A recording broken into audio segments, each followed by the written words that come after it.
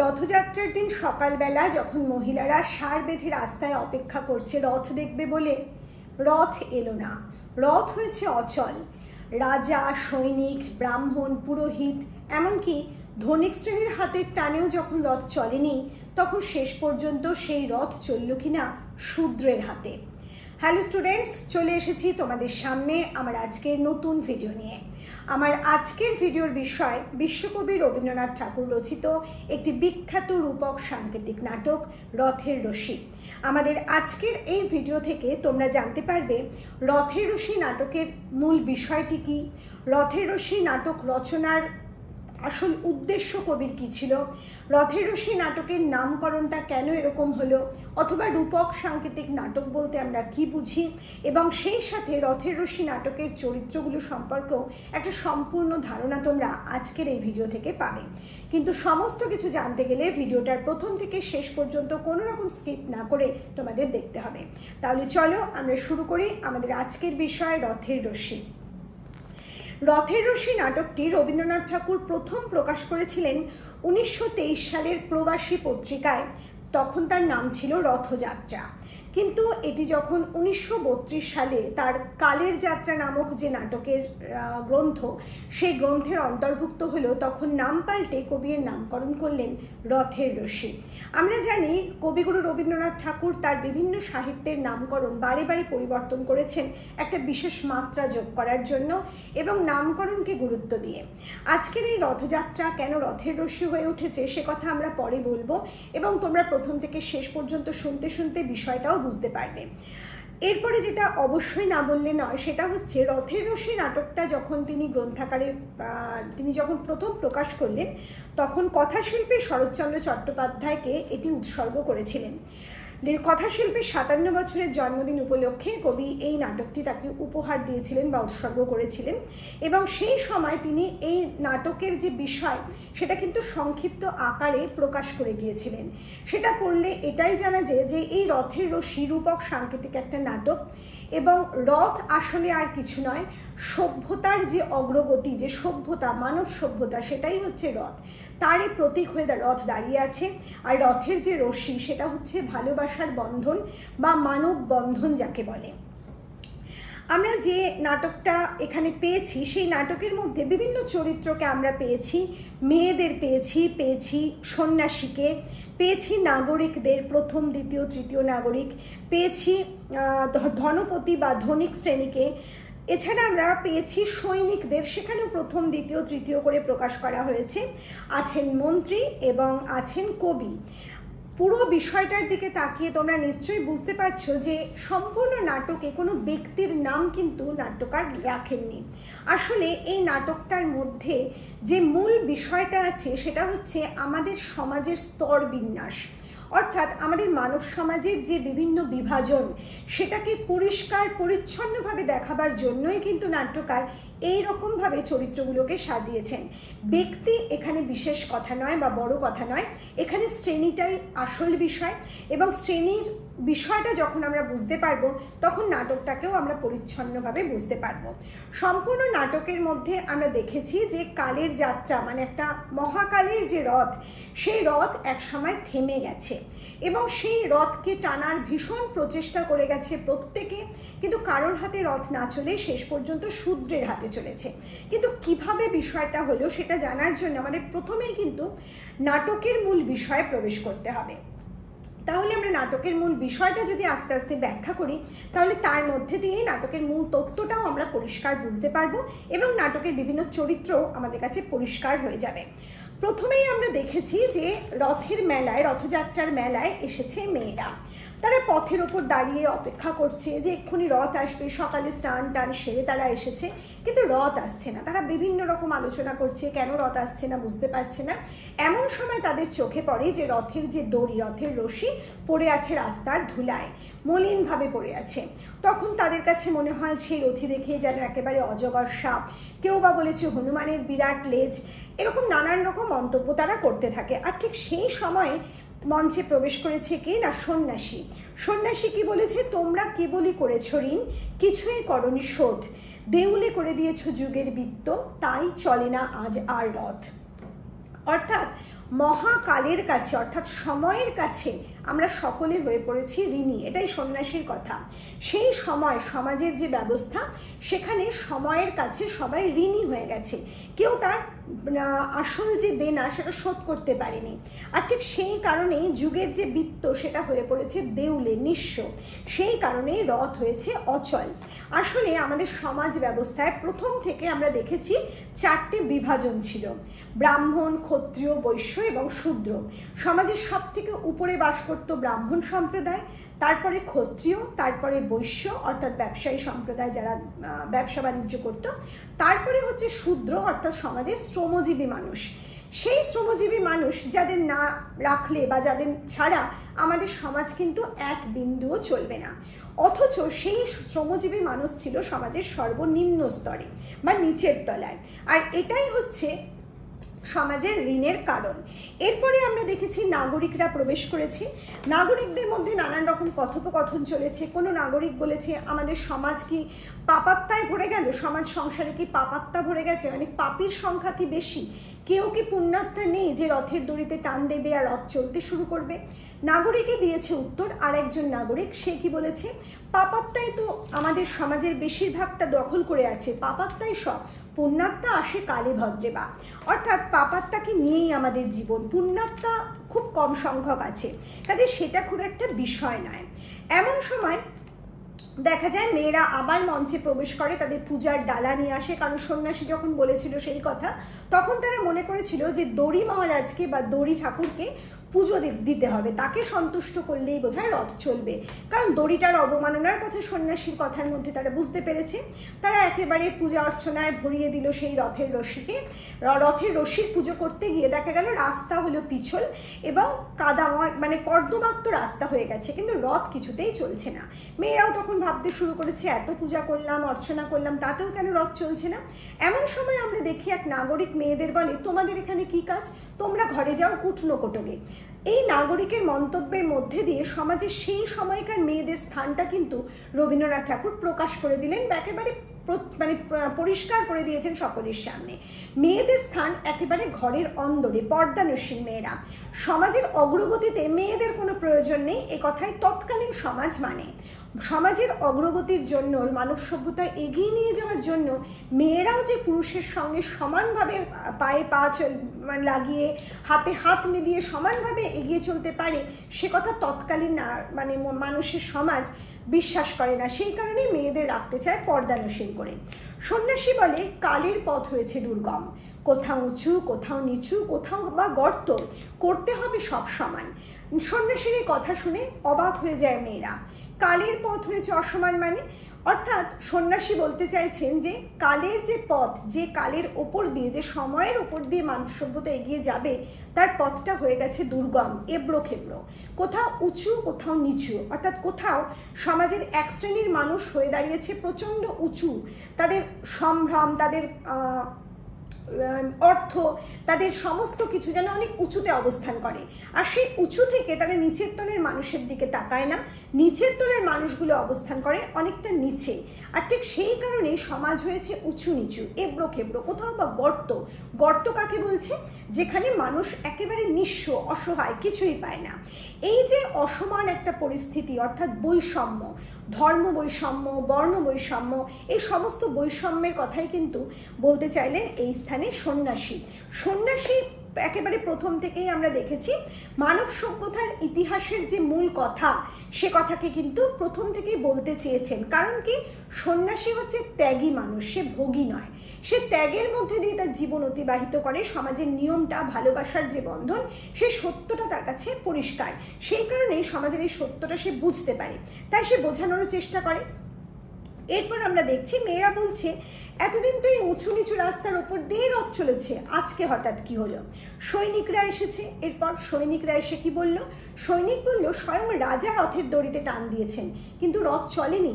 এমনকি রাজার সাথে আমরাও রথের দড়িতে হাতে হাত লাগিয়েছি, কিন্তু তাতেও রথ চলেনি। কেন এমনটা হলো? নাগরিকরা আলোচনা করতে থাকে যে পাপ নেমেছে সমাজে, আর এই পাপের ভাগিদার আসল হচ্ছে ওই শূদ্ররা। শূদ্ররাও শাস্ত্র পড়তে শুরু করেছে। তাদের মতে শাস্ত্রপণের অধিকার শুধুমাত্র ব্রাহ্মণ সমাজের। আমরা সবাই জানি একটা সময় ছিল যখন সমাজের মাথা ছিল ব্রাহ্মণরা, ব্রাহ্মণদের কথায় সমস্ত কিছু হতো। শাস্ত্রে আসলে কি লেখা আছে তার ব্যাখ্যা কিন্তু মানুষ জানতো না, বা মানুষ কখনো দেখেনি বা জানেনি, কারণ মানুষ তো অশিক্ষিত হয়ে বেঁচে আছে। ব্রাহ্মণরা তাদের যা বোঝাতো সেই শাস্ত্রের ব্যাখ্যা তাদের মতো করেই মানুষ বুঝতো। আজকে শূদ্র সেই শাস্ত্র পড়ছে, এটা যেন নাগরিকের কাছে অপরাধ, পাপ। তারা আলোচনা করতে থাকে, আজকে তারা শাস্ত্র পড়ছে, এরপরে দেখা যাবে ব্রাহ্মণদের সাথে এক ঘাটে তারা নাইতে চাইবে, এরপরে বা দেবালয়ে ঢুকতে চাইবে শূদ্ররা। তৎকালীন সময়ে মন্দিরে বা যে দেবালয়, সেখানে এই শূদ্র সমাজের কোনো ঢোকার অধিকার ছিল না, তাদের অস্পৃশ্য জ্ঞান করে রাখা হতো। এই যে অস্পৃশ্য মনোভাব, সেটাকেও দূর করতে চেয়েছেন নাট্যকার এই স্থানে। সেই কারণে তিনি এই কথাটা সন্ন্যাসীর মধ্যে দিয়ে বলতে চেয়েছেন। সন্ন্যাসীর মুখের যে কথা, সেই কথা আসলে কবিগুরুর মনের কথা।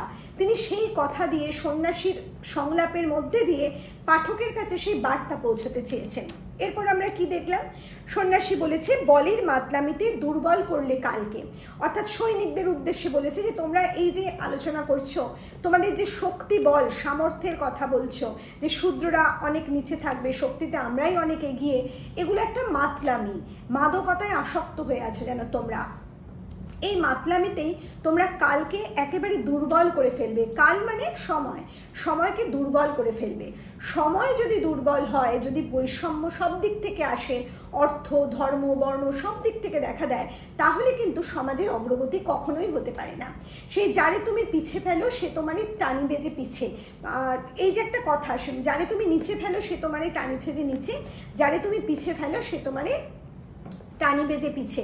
এই যে একটা কথা, এটা কিন্তু সব সময়ের জন্য সত্যি। আমরা যখন সমাজের অগ্রগতিটা চাই বা অগ্রগতি করতে চাই, সমাজের বিবর্তন দরকার হয়, তখন কিন্তু সমস্ত শ্রেণীর মানুষকে কাজে লাগে। একটা বিশেষ শ্রেণী কখনোই সমাজের অগ্রগতির জন্য প্রধান হাতিয়ার হতে পারে না। সমাজের সমস্ত মানুষ, সমস্ত মানব শ্রেণী যদি এক হয়ে সমাজের অগ্রগতি চায় বা অগ্রগতিতে সাহায্য করে, তবেই কিন্তু সমাজের অগ্রগতি হয়। এই মূল সত্যটা এখানে তুলে ধরতে চেয়েছে সন্ন্যাসী। এরপরে সৈনিকরা কি বলেছে, যে রাজার স্থান প্রথমে, রাজার পরে তো বেনের স্থান। আমরা এমনটাই জানি, রাজার পেছন পেছন চলে বেনে, অর্থাৎ অর্ধ বেনে রাজেশ্বর মূর্তি। মানে বেনে ছাড়া তো রাজা চলবে না, রাজার যে স্বর্ণালঙ্কার সমস্তই তৈরি করে বেনে, কাজে বেনেদের স্থান হচ্ছে রাজার পরে। কিন্তু এমন সময় মঞ্চে প্রবেশ করে ধনিকের দল। তারা কি বলে? তারা বলে, আজকাল চলছে যা কিছু ধনপতির হাতেই চলছে। তারা এটাও বলতে থাকে যে এখন এতদিন আমরা শুধুমাত্র চাকায় তেল দিয়েছি, অর্থাৎ রথের চাকায় তেল দিয়েছি। রথ আমি প্রথমেই বলেছি সমাজের অগ্রগতির রথ, সেই অগ্রগতির পথের চাকার মানে রথের চাকায় তেল দিয়েছে ধনিকেরা। অর্থাৎ এই সমাজের অগ্রগতির জন্য যে অর্থের প্রয়োজন, সেই অর্থের যোগান দিয়েছে তারা। তারা বাহক হয়নি বা রথটাকে টানার কাজে তারা হাত লাগায়নি। ধনিক সম্প্রদায় মনে করছে আমরাই হচ্ছি সব থেকে প্রধান, রাজা বা সৈন্যরা প্রধান নয়। আমাদের যদি অর্থের জোগান না থাকতো, তাহলে এরা কি করে সমাজটাকে এগিয়ে নিয়ে চলতো? তাহলে আমরা যদি এই রথের রশি ধরে টান দিই বা রথকে টানতে চেষ্টা করি, তাহলেই রথ চলবে। রথ অপেক্ষা করছে ধনিক শ্রেণীর। এরপর দেখা যায় যে ধনিক শ্রেণী রথের হাত দিল, কিন্তু রথ এতটুকু নড়ল না, রথের চাকা যেমন তেমনই দাঁড়িয়ে রইল। ধনিক শ্রেণী বলছে যে কি অদ্ভুত ব্যাপার, রথের রশিটা যেন আরও বেশি আড়ষ্ট হয়ে গেল, রথ যেন আরও বেশি করে কঠিন হয়ে গেছে, আর আমাদের হাতে হয়েছে যেন পক্ষাঘাত, মানে হাতে যেন কোনো জোরই নেই, আমরা টানতেই পারছি না। ধনিক অবাক হয়ে গেছে। এতে কিন্তু মানে খুশি হলো কে না সৈনিকরা।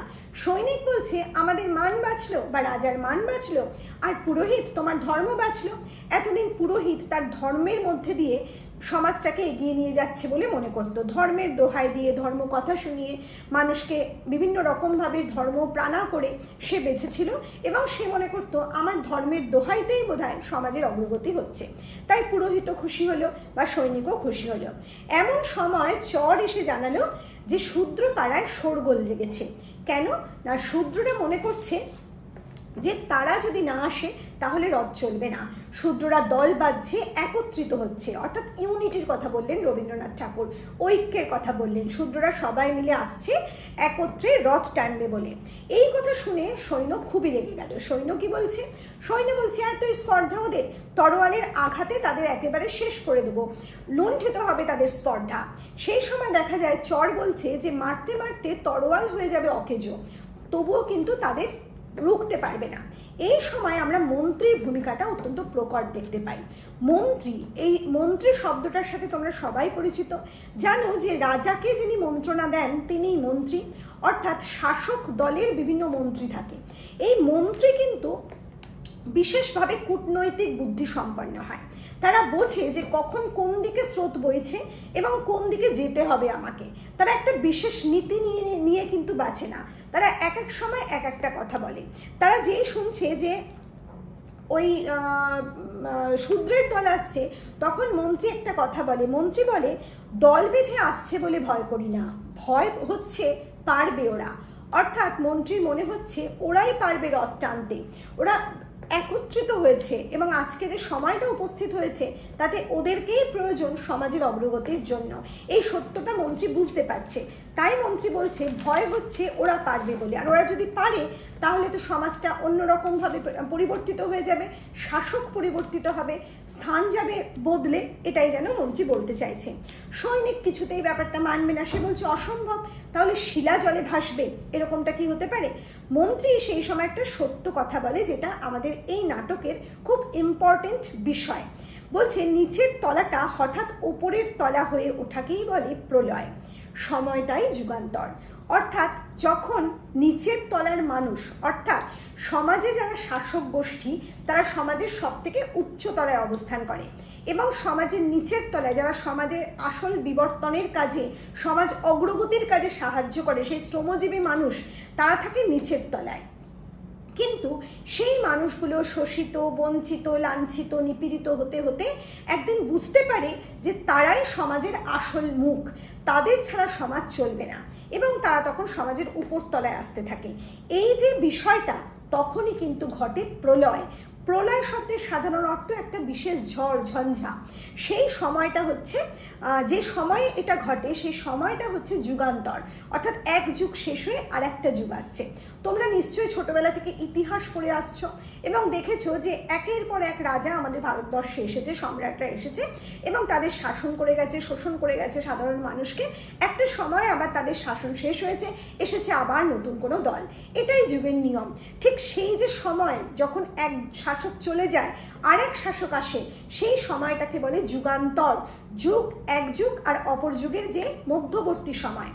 আর যে সময় নিচের তলা ওপর তলায় আসতে চায়, অর্থাৎ শোষিত, লাঞ্ছিত, বঞ্চিতরা শাসকদের সরিয়ে সেই শাসক গোষ্ঠীর আসনটা দখল করতে চায়, সেটাই হচ্ছে মহাপ্রলয়, অর্থাৎ একটা পরিবর্তন যাকে বলে।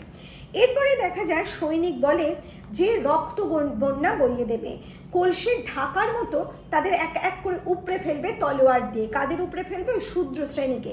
তখন মন্ত্রী তাদের আটকায়। মন্ত্রী বলে কখনোই সেটা সম্ভব নয়, বন্যার জলকে কখনো তরোয়াল দিয়ে রোধ করা যায় না, কারণ বান ডেকেছে। বন্যার জল যখন আসে, অর্থাৎ গ্রামে যখন দেখবে বাঁধ ভাঙা জল আসে, তখন সব কিছু ভাসিয়ে নিয়ে যায়, কোনো কিছু কিন্তু সেই বাঁধ ভাঙা জলকে আটকাতে পারে না, তার স্রোত এতটাই প্রবল।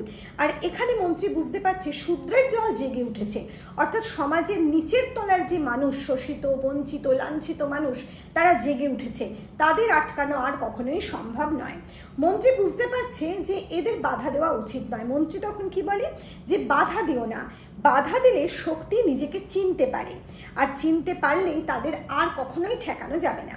অর্থাৎ যখন মানুষের মধ্যে শক্তি জেগে ওঠে, মানে একটা বিশেষ শ্রেণীর মধ্যে, ওই যে প্রথমেই বললাম লাঞ্ছিত, বঞ্চিত, শোষিত মানুষগুলো, নিপীড়িত মানুষগুলো, তাদের মধ্যে যখন শক্তির জাগরণ হয়েছে, তখন তাদের যদি আটকানোর প্রচেষ্টা করা হয়, তারা তাদের ভেতরকার শক্তিকে চিনতে পারে, তারা বুঝতে পারে ভয় পেয়েছে বিপরীত পক্ষ, তখন তাদের কিন্তু আটকানো কঠিন হয়ে যাবে। এই সত্যটা কে বুঝতে পারছে? মন্ত্রী বুঝতে পারছে। মন্ত্রী বুঝতে পারছে যে এবার বিদ্রোহ আসছে, বিপ্লব নামছে। মন্ত্রী তো বুদ্ধিমান, কূটনীতিবিদে, তার সাথে আর পেরে উঠবে কে? এবার যখন দেখা যায় শূদ্রের দল প্রবেশ করে মঞ্চে, তখন বুদ্ধিমান মন্ত্রী বলে, তোমরাই তো বাবার রথ টেনেছো বরাবর, তখন রথ চালিয়ে এসেছো তোমরা, আর যারা চালাক চালাক লোক তারা বলে রথ চালিয়েছি আমরা। এইভাবে তাদের মাথায় হাত বুলিয়ে তাদের আসলে তোষণ করতে চায় মন্ত্রী।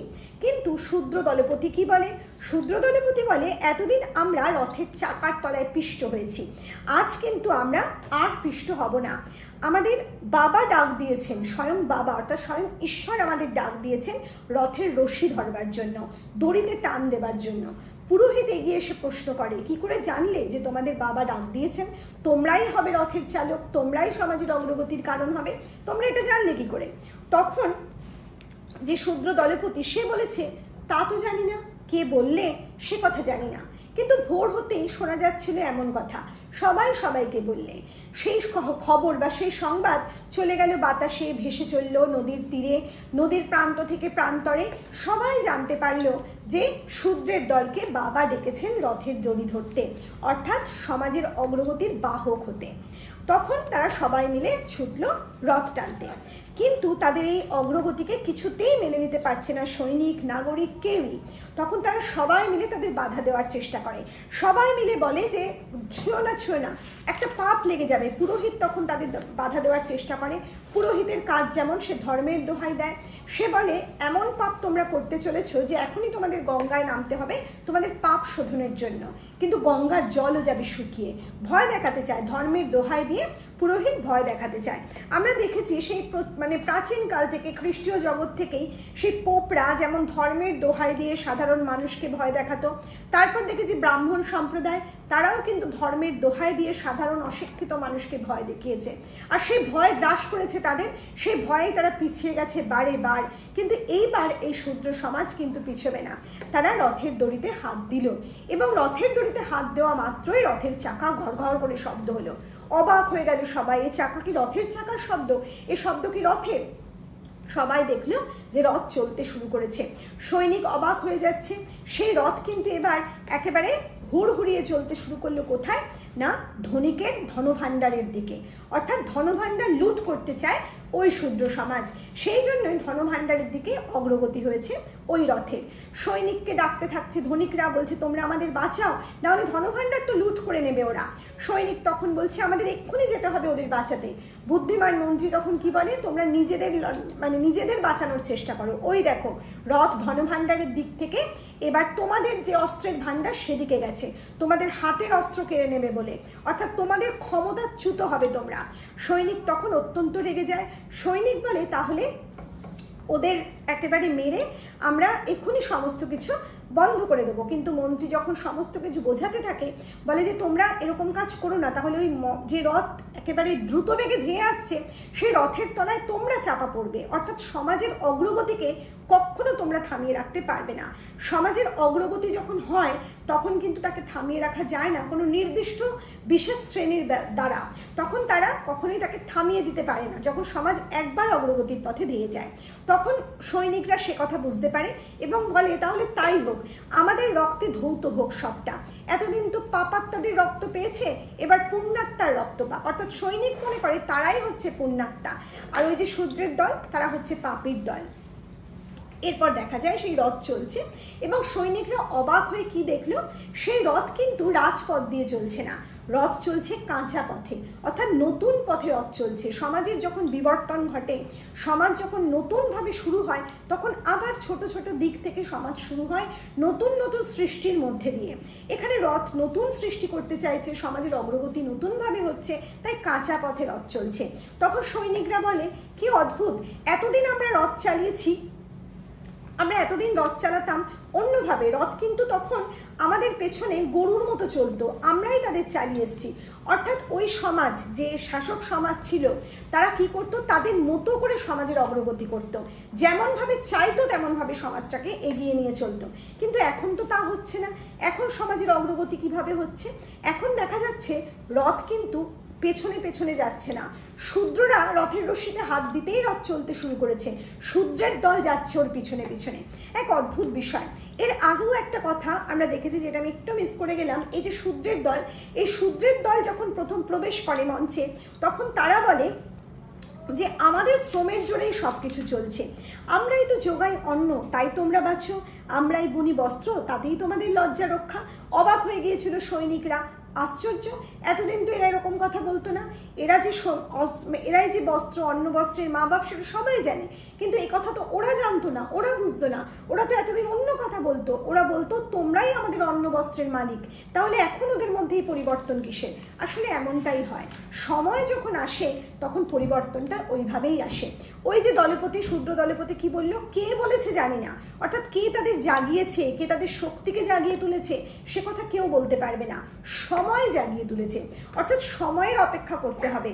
যে শোষিত লাঞ্ছিত বঞ্চিত মানুষগুলো একদিন সারা ওই উপরতলার মানুষের দ্বারা শোষিত বঞ্চিত লাঞ্ছিত হচ্ছিল, তারা কিন্তু একইভাবে চলবে না, একদিন না একদিন ওই নিচের তলার মানুষগুলো বুঝতে পারবে যে তাদের স্থানটা কোথায়, তখন তারা নিজের স্থানটা বুঝে নিতে এগিয়ে আসবেই, এটাই হচ্ছে চরম সত্য। তা যাই হোক, এই সময় দেখা যায় কবি যাচ্ছে, সৈনিকরা বলে অদ্ভুত কথা, রাজার হাতে চললো না যে রথ, সৈনিকের হাতে চললো না, পুরোহিত চালাতে পারলো না, ধনিক চালাতে পারলো না, সেই রথ চললো কিনা শূদ্রের হাতে, এ তো অদ্ভুত কথা, যাই গিয়ে কবিকে জিজ্ঞাসা করি। পুরোহিত তেড়ে এলো, পুরোহিত বলল কবিকে উত্তর দেবে, কবি কি শাস্ত্র জানে? পুরোহিত সর্বদা শাস্ত্রের দোহাই দেয়। পুরোহিত বলে যে কবি তো শাস্ত্র জানে না, ওরা বলে বানিয়ে কথা, বানিয়ে বানিয়ে যে কথা বলে সে কথাতে শুনে কোনো লাভ নেই, ওরা কোনো কিছুই জানে না। কিন্তু কবি দিল আসল উত্তর, কবির উত্তরের মধ্যে থেকেই কিন্তু এর আসল সত্যটা আমরা খুঁজে পেলাম। কবি কি বলল? কবি বলল এতদিন ওদের সবার মাথা ছিল উঁচু হয়ে, ওদের বলতে কাদের কথা বোঝানো হচ্ছে? ওই যে বললাম সমাজপতিদের, যারা এতদিন সমাজের উচ্চে অবস্থান করেছে, সমাজের সেই মাথাদের বোঝানো হচ্ছে, সেই ব্রাহ্মণ, সেই ক্ষত্রিয়, সেই বৈশ্য, যারা সমাজটাকে উঁচু থেকে দেখেছে, অর্থাৎ তাদের আসনটা ছিল উঁচু এবং নিচের দিকে তাদের দৃষ্টি ছিল না। আর ওই দড়িটা হচ্ছে আসল সমাজের যে বিবর্তন, সমাজ এগোবে কীভাবে? ভালোবাসার বন্ধনে।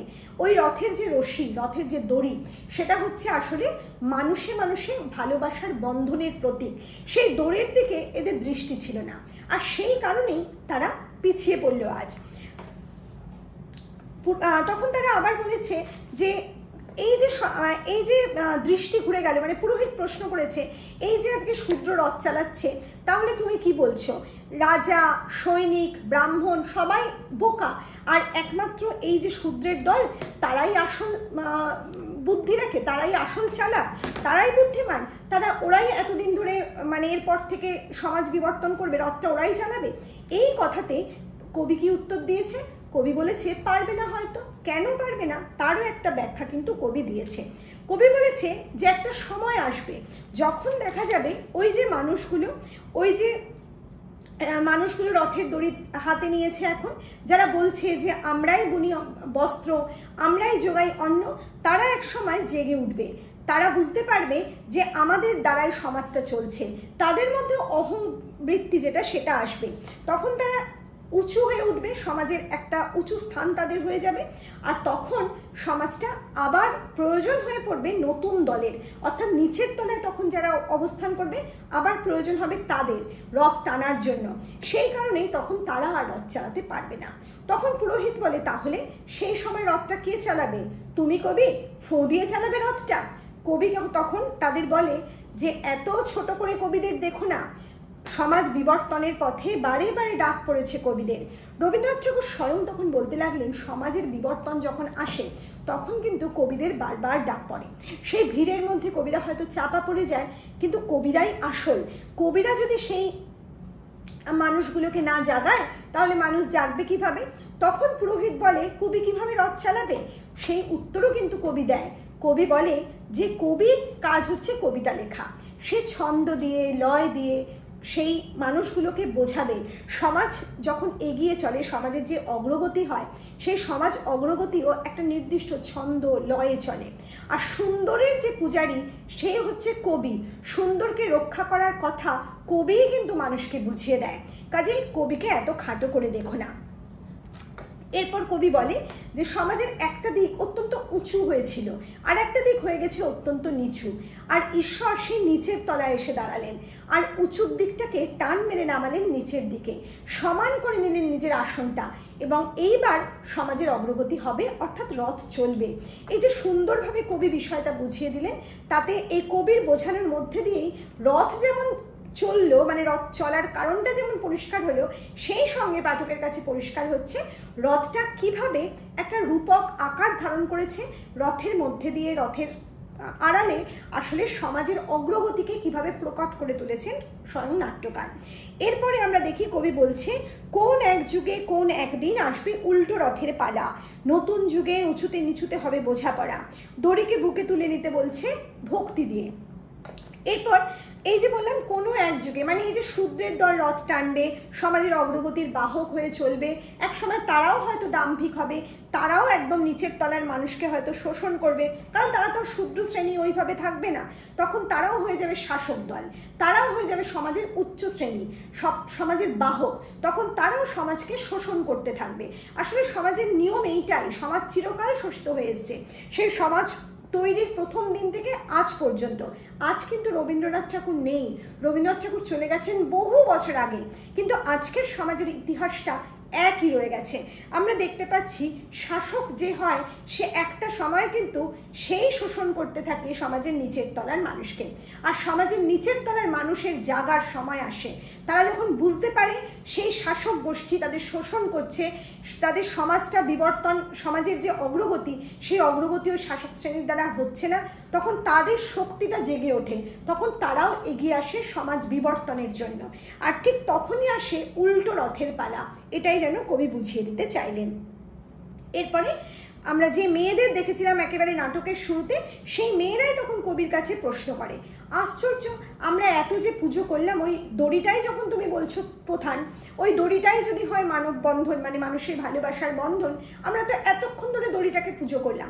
আমরা দেখেছি নাটকের মধ্যে মেয়েরা এসে ফুল দিয়ে, চন্দন দিয়ে ওই দড়িকে একেবারে ভীষণভাবে পুজো করেছে, মানত করেছে তারা। কেউ বলেছে সোনা দেবে, কেউ বলেছে যে 1 মাস তারা কোনো রকমভাবে আমিষ ছোবে না, এরকম নানান কথা বলেছে। কেউ বলেছে ভালো করে পুজো কর, এই সময়টা অত্যন্ত খারাপ, এই রথ যদি না চলে তাহলে সংসার অচল হয়ে যাবে। এরই মধ্যে আমার মেজো ছেলে চাকরি হারিয়েছে, তার স্ত্রী অসুস্থ হয়ে বিছানায় শুয়ে আছে, নানান রকম কথোপকথন আমরা শুনেছি এবং দেখেছি মেয়েরা বারবার এই দড়ি দেবতাকে পুজো করেছে।